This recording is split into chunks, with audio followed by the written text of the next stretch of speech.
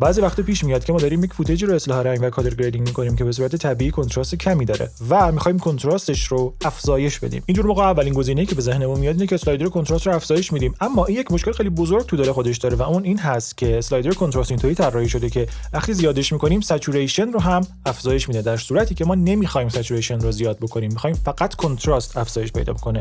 باید چیکار بکنیم؟ بعضی میان بعد از افزایش کنتراست یک نود درست میکنن و سچوریشن رو کاهش میدن. خب این جورایی لقمه درست سر چرخوندنه، اما کار درست چیه؟ دو تا راه حل به ذهن من میرسه. اولش استفاده از تکنیک بلیچ بایپاس هست. ما میتونیم اون ساختار نود بلیچ بایپاس رو ایجاد بکنیم و بعداً با تبدیل کردنش به یک نود کامپاوند با گینش بازی بکنیم تا به نتیجه دلخواهمون برسیم. روش دوم اما خیلی ساده تره. اسلایدر کنتراست HDR پلت تنها ابزار کنتراست داوینچی ریزالو هست که کنتراست رو مستقلاً از سچوریشن تغییر میده. ما میتونیم از این ابزار استفاده بکنیم. میدونم یه مقداری پیچیده و سخت شد، ولی کالر گریدینگ فقط از دور ترسناکه. از نزدیک اگه بیای عاشقش میشی.